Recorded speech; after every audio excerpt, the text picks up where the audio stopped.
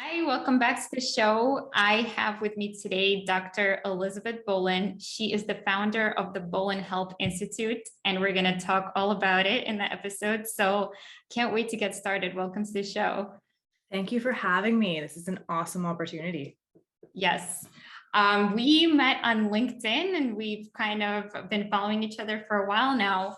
But for the listeners, can you introduce yourself and a little bit about your background, where you grew up, and how you became a doctor? Of course.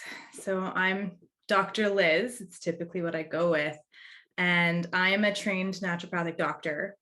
And I bridged into integrative quantum medicine about 2 years ago. And I haven't looked back since.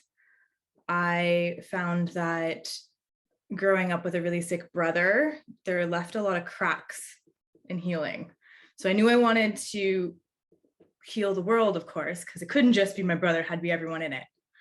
Yeah. And I didn't like the way conventional medicine really went about it. He was on about 30 different medications at one point for something as simple as Crohn's at the time. 30 medications was a lot.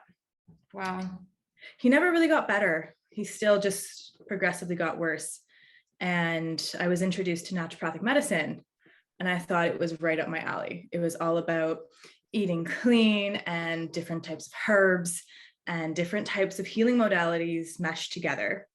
One of my fortes is traditional Chinese medicine. So I am a huge TCM buff and have brought that forward with me on my entire journey.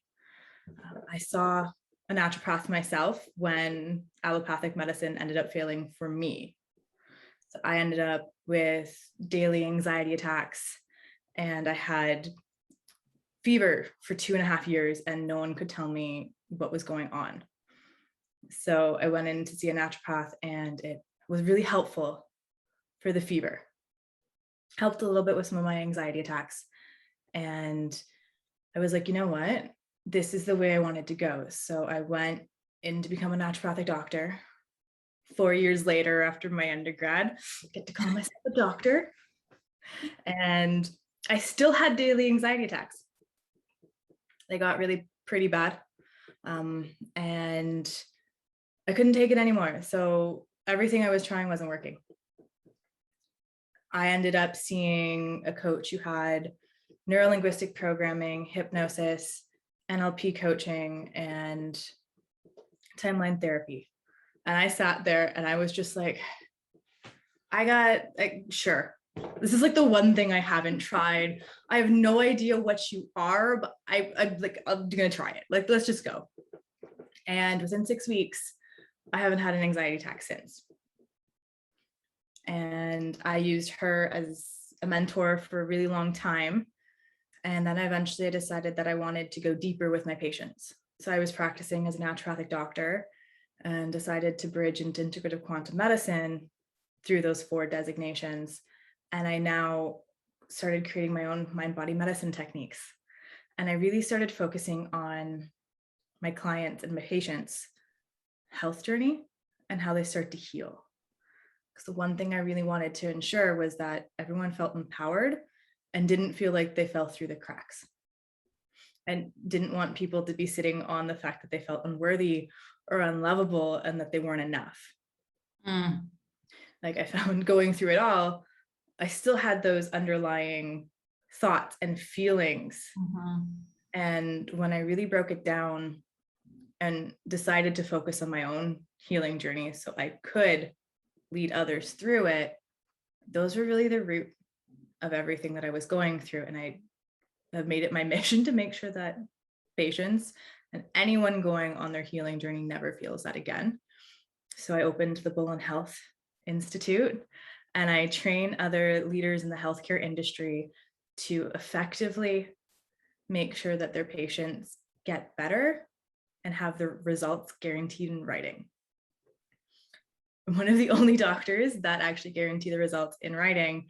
And I'm that confident because I make sure that they go through that healing journey completely supported in a truly integrative way. And I train others who want to go down the same journey I did to do the same. So that's me. Wow. Wow. That's amazing. I mean, I feel like we went really deep and also really wide there. So thank you for sharing. I absolutely think that every human being, ultimately, what we really want when it boils down to it is to be seen for who we truly are and accepted and loved for who we truly are without holding back, and without creating a persona of who we're not in order to trick people into loving us or what we think will please other people. And all of that, like you said, comes from these deep rooted ideas that we are somehow unlovable and unworthy of love. So that's really, really important work. Yes, it's been a very fun ride. And it's one of those that I attract healers who do the same. I've never been one for the surface level. I always found it was, they're like, no, there's more to it. I can't just scratch the surface. I always went underneath and made sure that everything was supported. It's kind of like you build your foundation and then you build up from that. You had to get to what I like to call root cause medicine. Mm-hmm. And it's not where people really think it is. Yeah. Being trained as a naturopath, people like, we work with root cause medicine. Yes. And then it wasn't until I started working with the unconscious mind did I realize where root cause medicine actually hit and how to truly bridge mind, body, and soul together. Because you're missing a component, because your unconscious mind really runs the show all the time. We want it to be our conscious mind, and it's really our unconscious that runs it. And I've never been one to really just, I can't scratch the surface. I have to go deep. It's where you get the authenticity. It's where you get true healing, no matter what it is. The authenticity comes from being vulnerable and breaking down those barriers and those walls that you're kind of keeping stuck. Wow. Well, I'd love to hold this idea about the unconscious and dig it a little deeper in a little while. So for now, could you tell us a little bit more about your own personal background, where you grew up, what did you think you were going to do after school, and, what were really like those key turning points that led you to really choose naturopathy and then eventually dig down into the quantum healing? I grew up in Newmarket, Ontario. It was a very small town at that point, and I thought I was either going to be a doctor or a lawyer. I was determined I was going to change the world in one way or another. And as I had said earlier, I grew up with a sick brother, so I kind of chose like health route. Mm-hmm. So I went through thinking I was going to be a doctor, and I mean a traditional doctor, although I had no idea about what naturopathic medicine was. So I went through all my early life into teenage years striving to get into med schools, ended up in my undergrad, and I ended up sick my first 2 years with my fever, and someone suggested go see a naturopathic doctor. And I'm like, what is this quackery? You're kidding me? And I went, and my very first naturopathic mentor changed my life and was able to do magic, essentially, that I never thought she could. So I switched trajectories and went into naturopathic medicine and did that course, which was intense. Still can't hear a bell ringer, so we still have to do our OSCEs, and I still have the, oh, it's time to actually change and do this and do that. We have little triggers with bells now. And I ended up coming out of naturopathic medicine, and I started practicing. I got pregnant within my first year and thought that it was going to be a lot easier than it was practicing being a naturopath in Ontario. I also went through in the first year where the College of Naturopathic Doctors in Ontario, CONO, formed. So my very last year in school was Doctor Day for naturopathic doctors in Ontario. And we had a very different playing field than I thought I was going to have when I started this journey. It was a lot more restricted. So went into practice, had my baby within my first year of practice. Highly don't recommend. Build your practice. Really build your practice before you have your baby. And took my mat leave, then came back with a new game plan. How did I help people? Where was my targets? Who are the patients I really thought that I could help the most? Came back with a vengeance, did really, really well. And then my RCMP husband tells me, we're moving to Nunavut. I'm like, Nunavut? Like, really? Where in Nunavut? And he tells me Cape Dorset, which is a very small town, which is about 1,200 people in it. Wow. And it was here, we're being shipped up. How do you pivot? And how do I keep doing what I want to do when essentially now I'll be moving around the country? And after probably a big cry and probably a massive hissy fit of, I finally get to do what I want to do. What do you mean I'm moving? I took it down and I decided to pivot completely virtually and add the designations that allowed me to go deeper with patients that my coach had. So I went completely virtually and decided to get the neurolinguistic programming, hypnosis, timeline therapy, and NLP results coaching.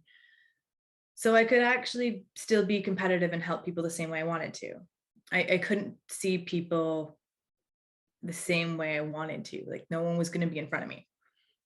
I had to be able to make them feel as supported as I could in my office through a computer screen. And those designations allowed a lot of that. And needless to say, when I started that journey, no one knew it actually had to do with a lot of spirituality and that it had to do with unconscious mind and weaving in quantum physics into medicine. So when I started that, I was just thinking I was getting some really cool tools that do really cool things. And then as I went through the first level, I was like, this isn't the same designation. This isn't the same stuff. And we went pretty deep into one of the most powerful mind-body tools known on the planet and what they're calling the Tools of Ascension.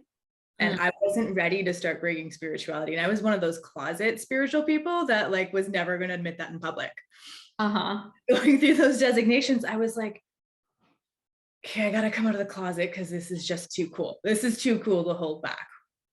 So now I bridged into what we call integrative quantum medicine, which is really where science and spirits align and where we really get to see where you put quantum physics and medicine together and the results that really happen when all of those actually weave, rather than here's your spiritual body, here's your physical body, here's your mental body, and here's your emotional body. It's like, no, put them together and see the glorious things that happen.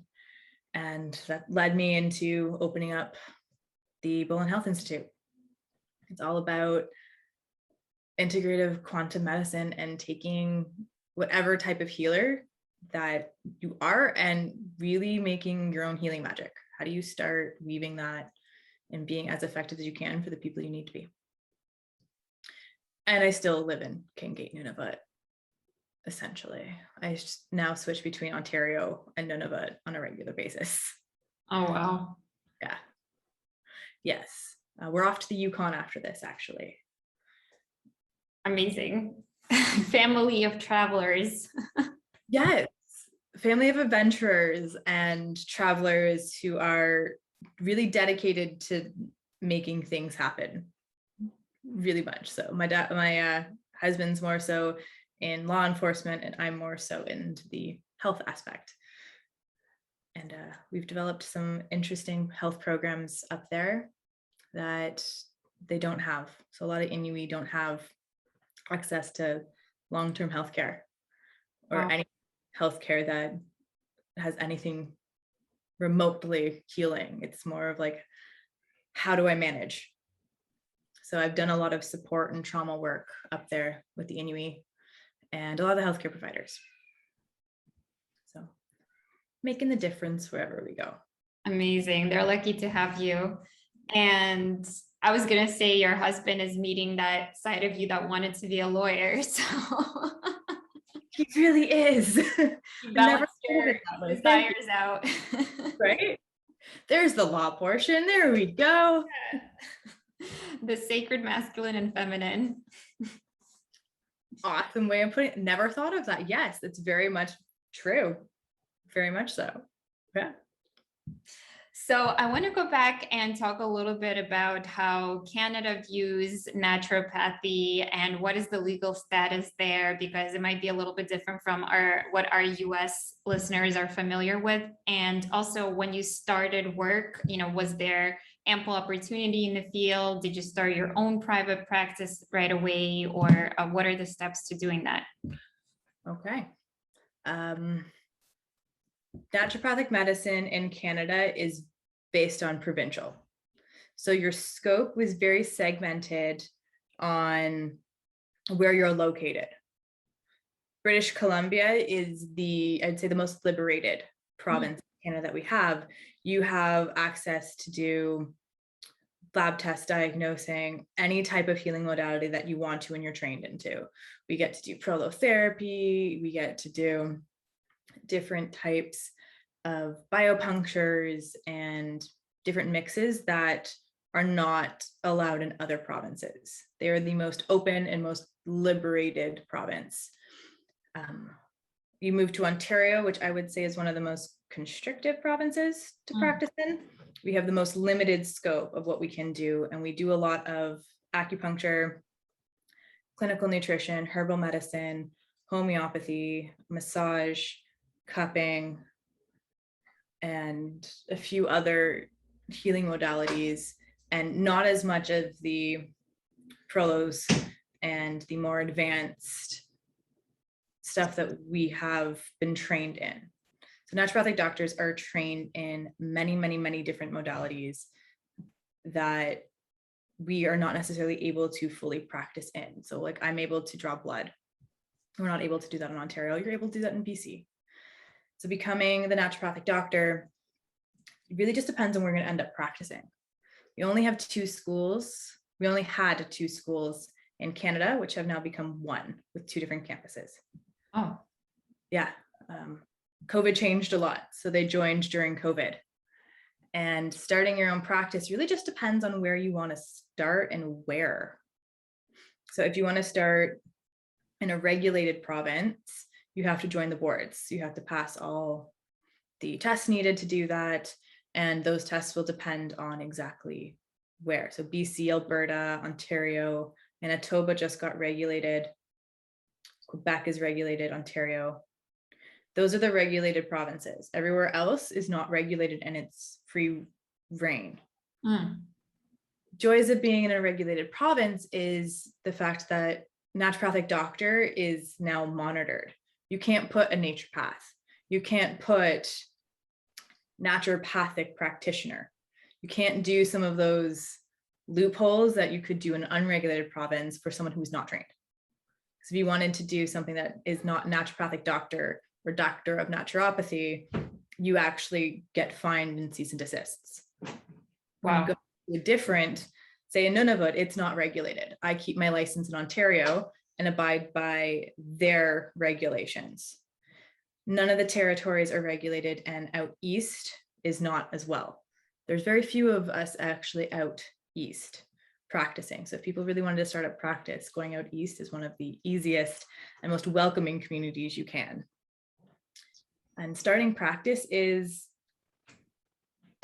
different. It's not what I ever thought it was going to be. One thing I want to say is that it's running a business on top of just being a healer. It's one of the things that we don't do well. We always just focus on how do you heal someone? Yeah. You're like, I can do that really well. The next part is how do you get people in front of you? Yeah. You make sure that you run a business. Like, what is this thing called accounting? What is this? Like, what is this whole back end of you're still a business? In Ontario, we have, since we are more regulated, we are not able to offer certain packages that say a business would. So depending on your province in Ontario, you may not actually be able to run a business the way you think a business should be run. So if I do a session of 12 acupuncture sessions, I have to charge 12 acupuncture sessions. I cannot actually give you a deal. If you buy 12, I'll charge you for 10. Like that's not a thing. Yeah. This is what it is. Okay. We have coverage under certain private healthcare plans. You're not covered by any of the healthcare in Canada. So whether it's OHIP or the provincial healthcare in BC or Alberta, we are privatized plans that cover our services up to a certain limit per year. The average is about 500. Some of them go up to about 1,200 for naturopathic doctors. And it is one of the most rewarding professions to be in. And unfortunately, after 5 years of practicing, most people are no longer. Interesting. Why is that? 5 years later, if you haven't learned how to run a business because you never trained in it, it doesn't go very well. The intention to get out there and heal people is one of the most noble intentions to have. And in reality, you still need to be able to function and have a business. We've also seen that it's mostly women as naturopathic doctors. And once children come in to play, it becomes very hard to practice. We're all practicing part-time and going around children's daycare, and people expect to have a doctor be in whenever they can, or work on their schedules, and it hasn't done very well. We also see a loop in how much naturopathic doctors make. We have people who make probably about 30 to 40 a year, and then we have people who make 140 a year, and there doesn't seem to be like a curve, and there isn't a lot of wiggle room in between. It's like some people really got it down and they do really well in practice, and then other people who are just scraping by. It's as a profession they've been trying to rectify for a really long time. And especially in Ontario, it's been hard for a lot of, that I know, practitioners become really successful in.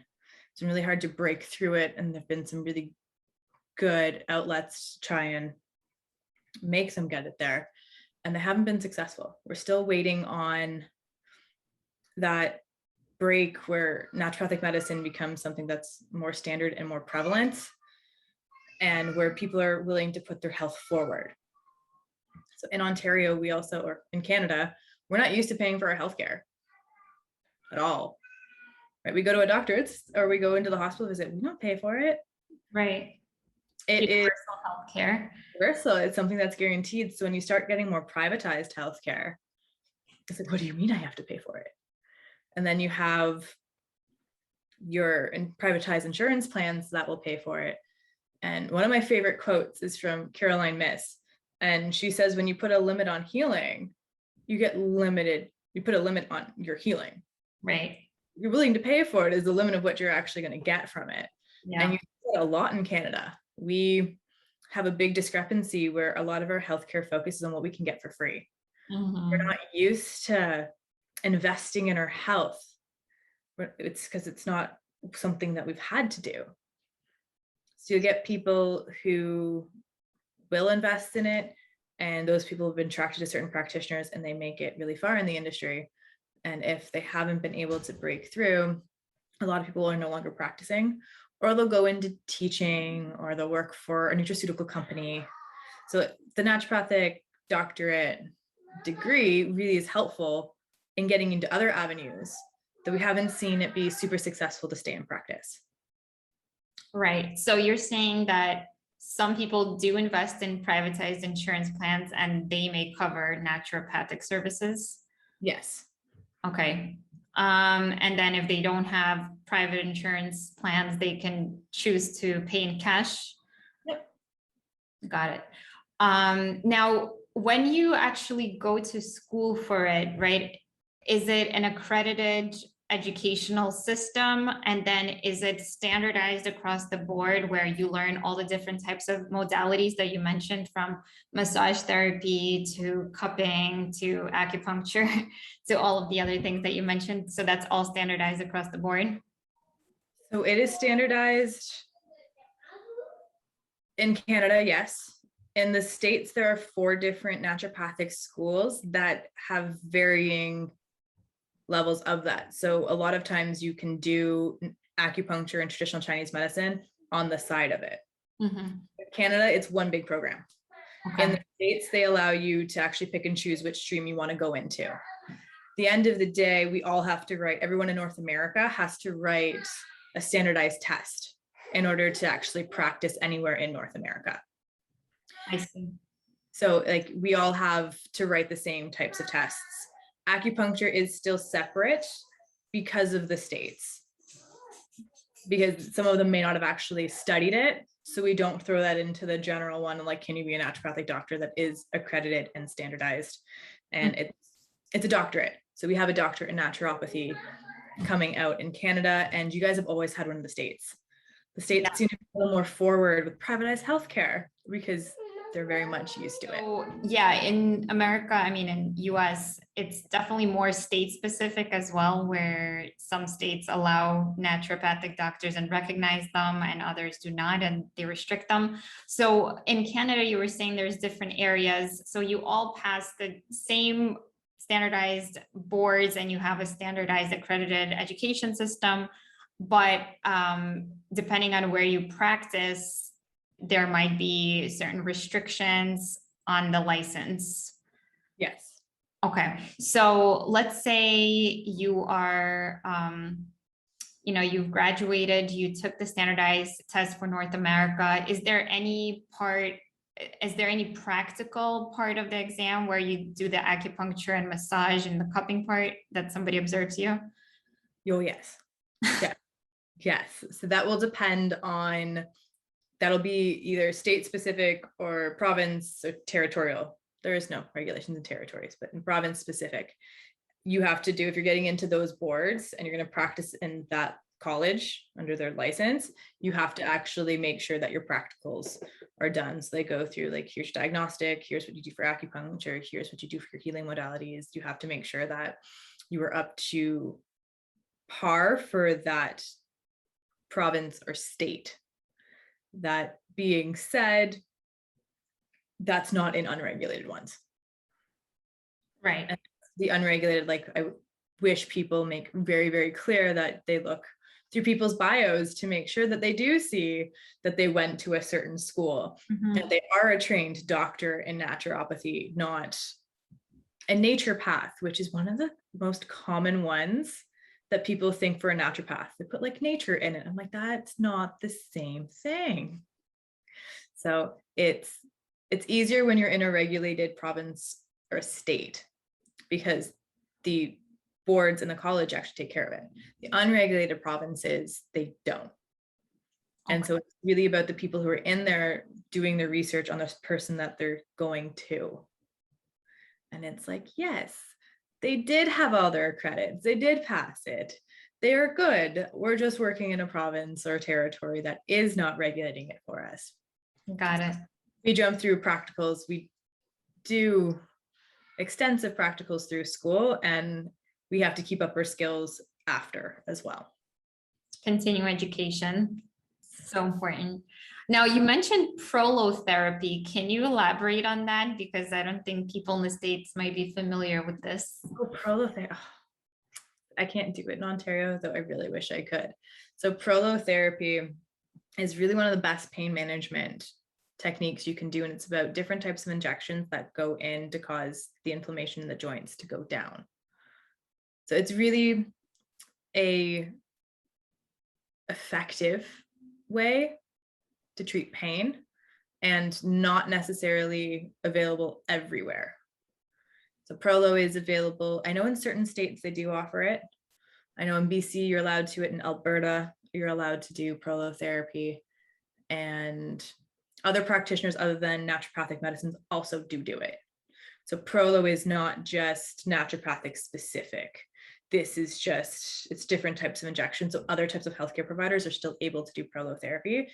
And it's one of the best ways.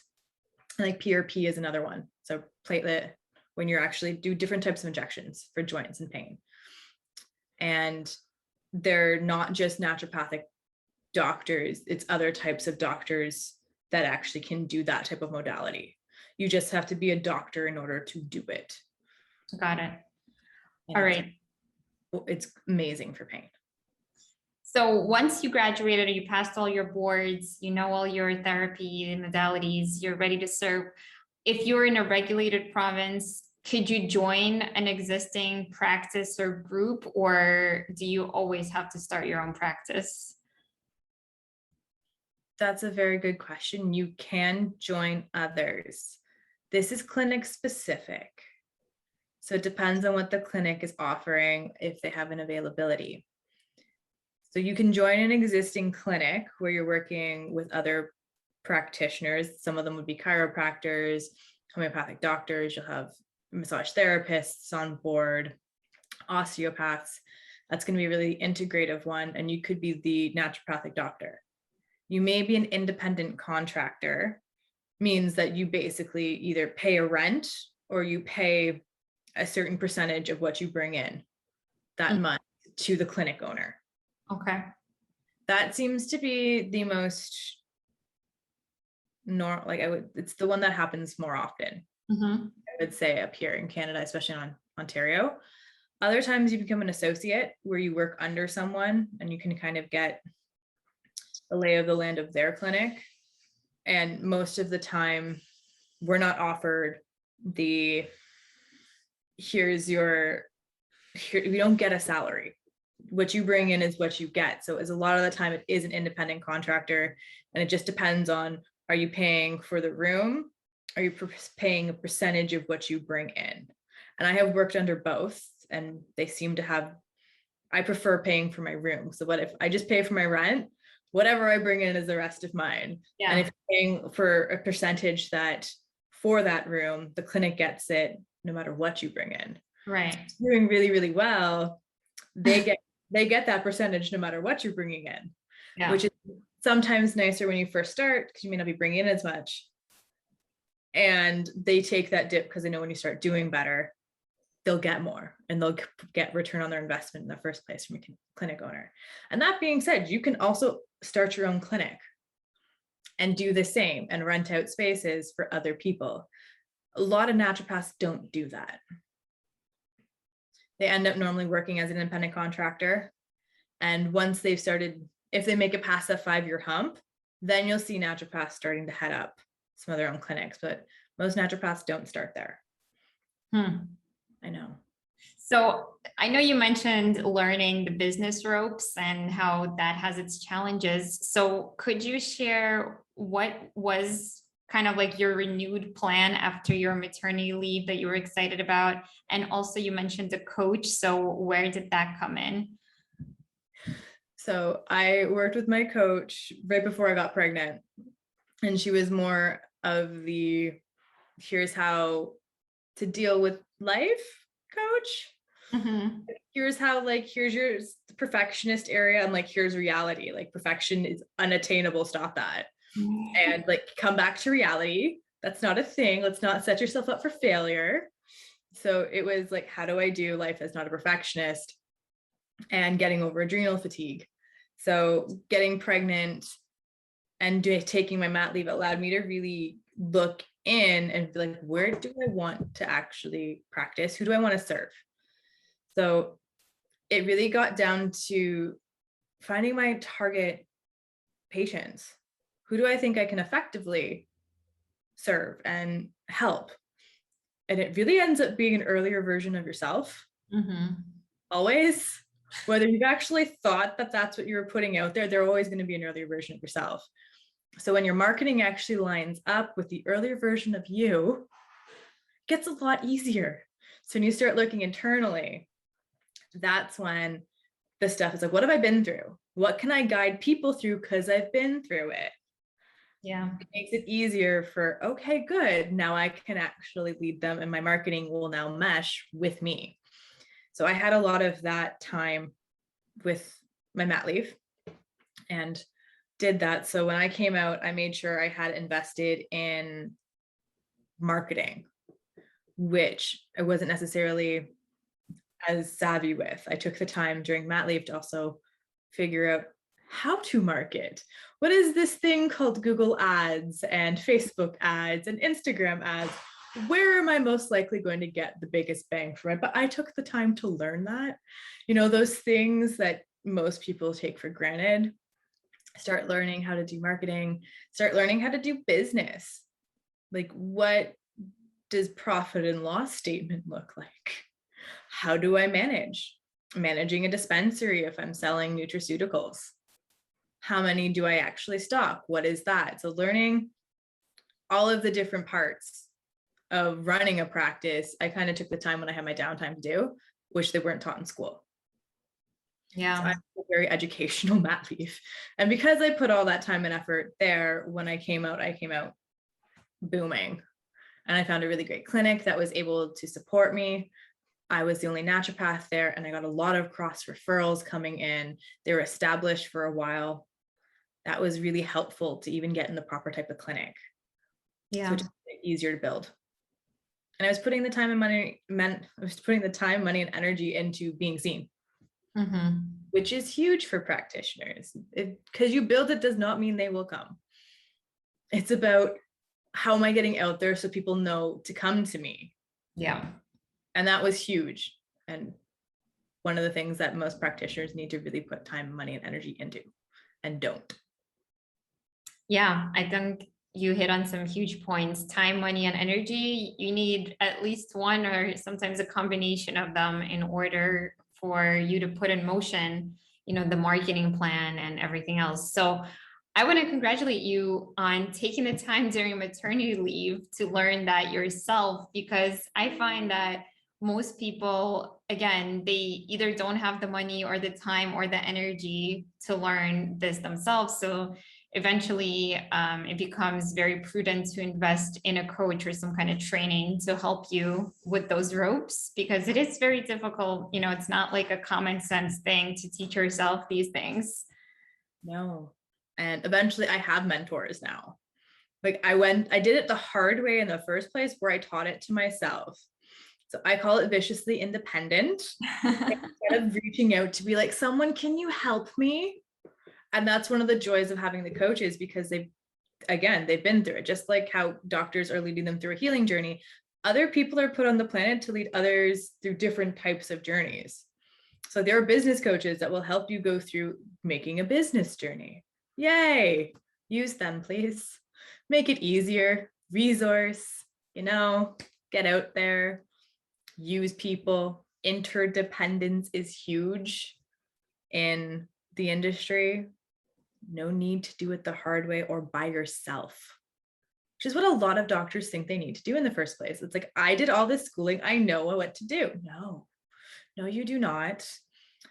It's okay to be silly. You put a lot of time, money, and energy into healing. You're good at that. Now, please do the same for running a business, and you will succeed. Yeah. Yeah, it's two sides of a coin. Like you said, you can be great, but who can you serve if they don't know about you?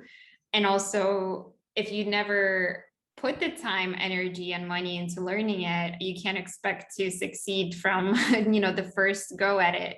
There's a pattern to how we learn things from childhood, how we learn to talk and walk and eat and everything else. Everything is a process to build upon and to establish as a habit. And as we were talking before, about the conscious knowing and then subconscious and unconscious, it takes training and dedication and repetition to get it from conscious to the lower levels, so that it's almost like second nature to you. Yes, we call it 4 stages of learning.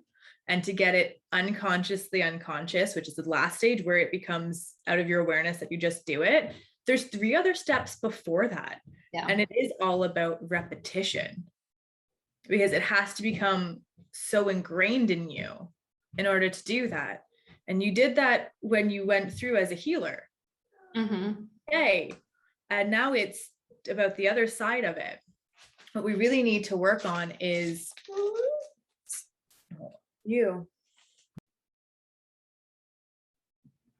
what we really need to teach is any of the healers in the world is that it's okay to actually accept money. I've worked with different healers and I train different healers.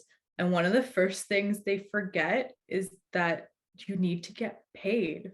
It's like they had this really adverse reaction to money. Like it somehow makes it dirty. And that's not true, because in order to help more people, you actually have to make more. It's kind of the way the universal law works when you're working in service, is that in order to serve people, you must actually make things to support yourself.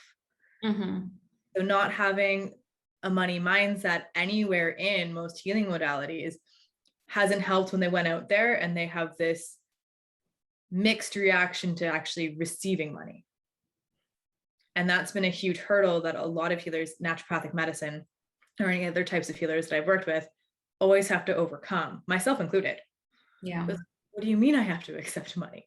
Or if someone comes in and can't necessarily afford services, there are ways you can go around that and help. And still at the end of the day, that can only make up 10% of your practice, or it actually will completely make it go under. Mm-hmm. Have that, unless that is your business model and you have other investors. You have to have different relationship with money, and knowing that money, okay. We have this very adverse reaction to money, and money in this reality and on this plane and on earth is all about energetic exchange. We have a lot of value that goes with money, and there seems to be a lot of preconceived notions of what money actually is. Money is just an energy exchange. And if you're not willing to exchange the energy, you can't thrive. Mm-hmm. And that crosses all platforms. That's in health and in business and in the happy, healthy, wealthy happens when you actually have a flow. Stagnation anywhere leads to disease and leads to things breaking down. That is just a universal law. So we haven't changed our relationship with money and how we view it and how we value money.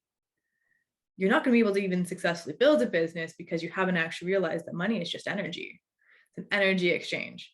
Yeah. And if you're ever going to change or exchange services, so say you're going to go for a naturopathic doctor visit, or for some of the trainer and neurolinguistic programming that I do, if I'm going to do a massage, it's value for value.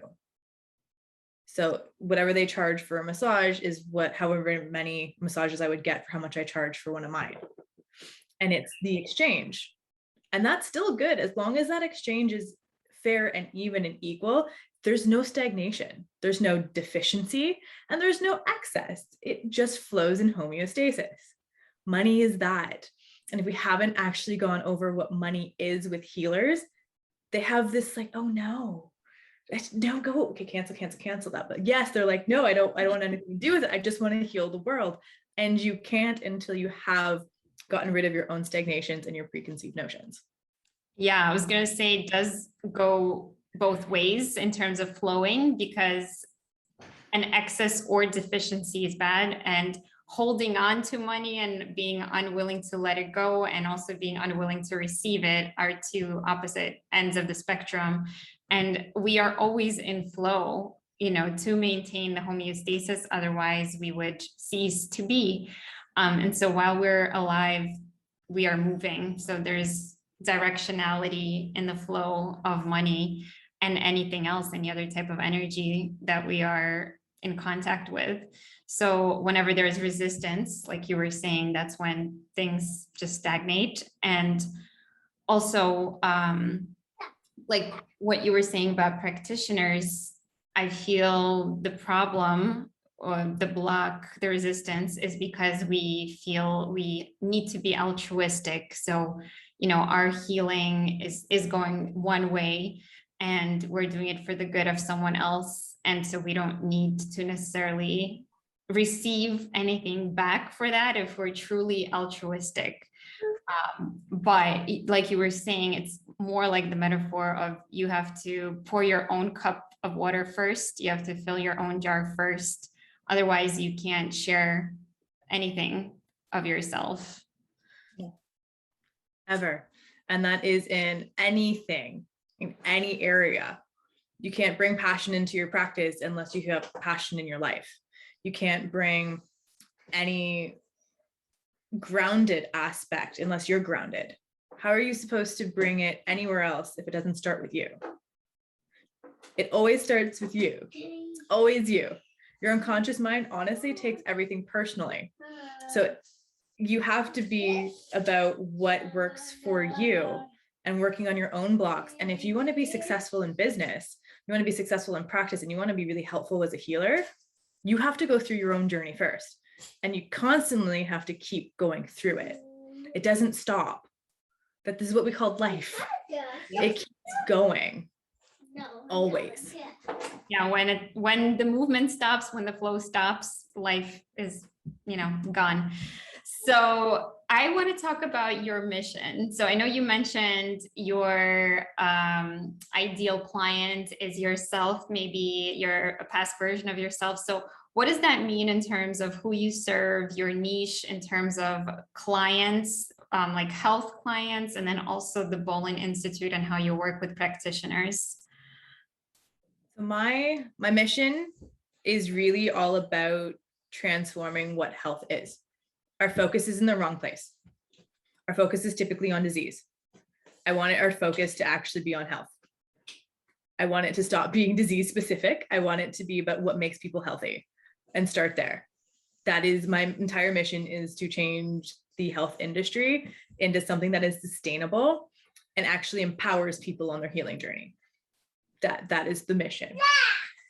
My son completely agrees and he's fully on board. I'm going to stop him and put him in his room. And my ideal clients are really high functioning individuals. If I'm working one-on-one with people, I work with high functioning, anxious individuals who have a tendency towards perfectionism. They are very intelligent.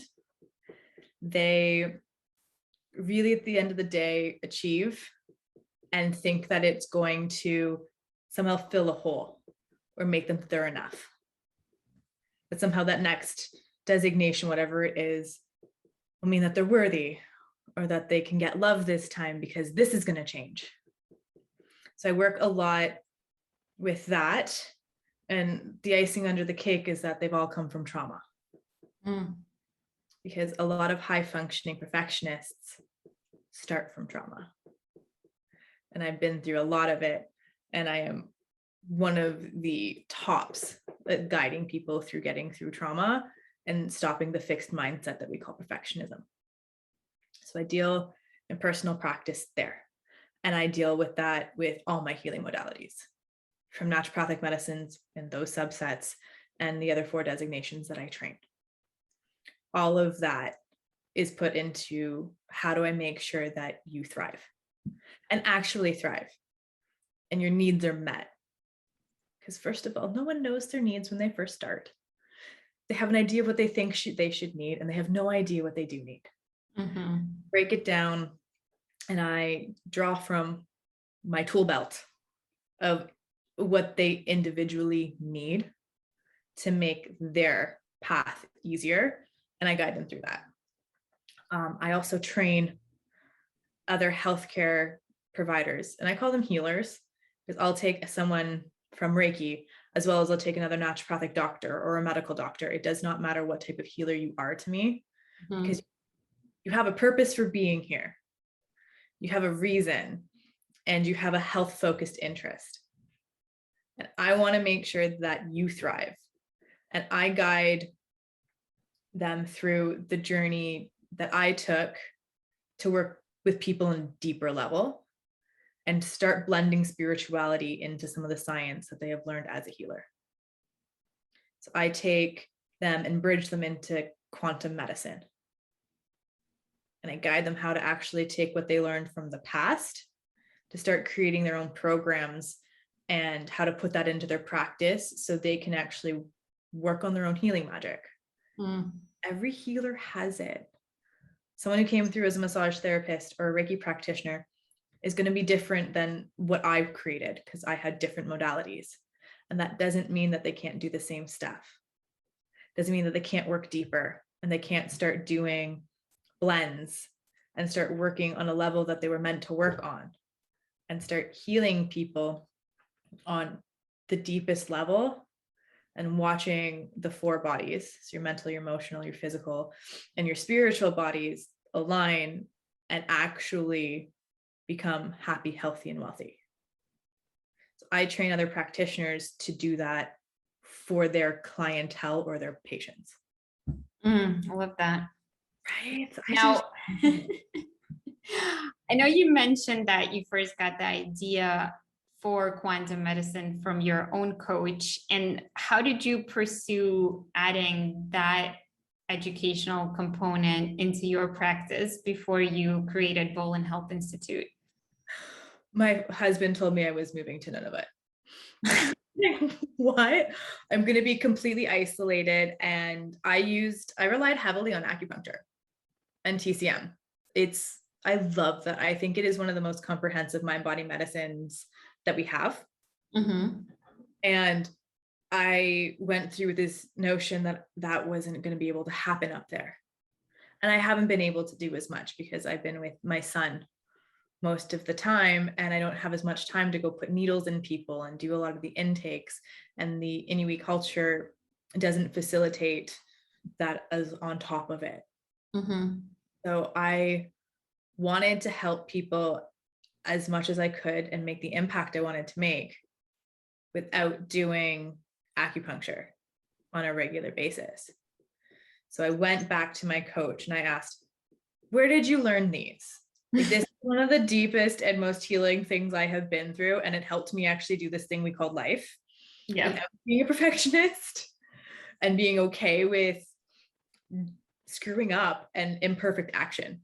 So I went back to my coach and I was like, where did you learn your stuff? I never heard of these things. And then she actually brought me to my now mentor at Creatrix. And she's another doctor. She's PhD in quantum physics. Her name is Dr. Kim Redman. And she's also a high priestess and mystic. You know, the universe gives you things that you needed. Right. And always. So she guided me to Kim. And I went through prac, which is the very first level. And I was like, this is what I want to do. And she goes, are you ready? And I was like, probably not. She's like, okay, good start, honest. So what do you really, really want to do? And I was like, I want the health industry to actually be health focused. This needs to change. I'm really tired of proactive work. She goes, okay. She helped me lay out a path. And she was like, in order to work with groups and train people, got to go all the way up to trainer. And I did. And when I decided I was going to do it, I had my head between my legs and I was like, oh my God, you want me to do what now? Oh. Okay. And then one of the things was, you also need to be seen. I was like, okay, I'll do it. Very, very reluctantly at first, and been like, oh, this is not comfortable. None of this is comfortable. And it became comfortable. And I took the mentorship through all of the designations. So now I can train all 4 of them that I took on. And I'm on a master trainer journey. I also want to add not only health focused, but life focused, right? It's like, this is what health is all about, to just support and sustain your life and your purpose and people's mission here. So your physical body is here to facilitate your other body's missions. So that is like very, very important. And again, when we were talking about going to the root, I really find that once we support your mission here, your health can be, conducive to that environment. Whereas if you're going against the grain, your body can shut down and show you in its own messages that you're not going the right direction. Always. Health has a different meaning every time you say it. Different parts of your body have different meanings. It is the last place it will show up is in your body. Out of all the four, it shows up in your physical body last. Yeah. All right. So it was so wonderful to talk to you, Dr. Elizabeth, about your life and your journey and your personal and professional journey. So thank you so much for taking the time to spend it with us and share your mission and your experience. And if you just have maybe 1 more minute left, I'd love to go into a rapid round fire with you. Yes. Okay. So number one, what's the number one advice that you can give people to improve their quality of life right now? And if you could draw on the quantum medicine for this one. Get into your heart and really figure out what makes you happy and what brings passion to your life, and do that every single day. That's your non-negotiable. Figure out what makes you happy, figure out what makes you passionate. Do that every single day as if it is a prescription, because that will start changing your life, because it'll bring more. It'll open up your heart center. I was going to say, do it as if your life depended on it, because it does. It really does. Yeah. Awesome. Okay. Number two, what is your favorite pastime or hobby? My favorite pastime is hiking. So that's actually what brings passion to me and lets me outside and ground. I am a nature baby through and through. So every morning you will find me out on a trail. Doesn't matter if it's in Nunavut or in Ontario, I will be out hiking. I don't care what temperature it is. It makes me happy and gets me grounded. I love to hike. Wow, that's a great non-negotiable. And as I understand, the weather can get quite, unpredictable in Canada. Oh yeah, you just bundle more. More layers. Okay. Awesome. Okay. And last fun question, what's your favorite beverage and food item to consume? Oh, I'm a chocolate person. Chocolate is so good. The dark chocolate, eat a little bit of it, and I eat it every day, and it makes me happy. And it just gives me that fix. And my favorite beverage, I am a tea person. So does not matter what type of tea. I probably have about 60 different types of tea in my cupboard, and flavored teas, that's my go-to. I'm a tea person. Yeah, sounds like an herbalist. Yes. And the chocolate is the heart medicine, so makes sense. That makes complete sense. All right, now lastly, Dr. Liz, please share with us how we can find you on social media, your website. How can people reach out and learn more about your work? You can find me on www.bullenhealthinstitute.com. And you can also email me at drliz@bullenhealthinstitute.com. And my social media, if you want to follow me at Dr. Liz Quantum Med, that will be my Instagram handle, and you'll find all fun things about quantum there as well. Awesome. Well, I can't wait to subscribe. I don't think I saw you on Instagram yet, so I'll do that. And I look forward to connecting and getting to know you more and sharing you with the listeners. So thank you so much again for coming on. Thank you so much for having me. This was a lot of fun. And thank you for being very understanding with my child. It's appreciated. No problem. I know how it is. All right. Take care. Bye.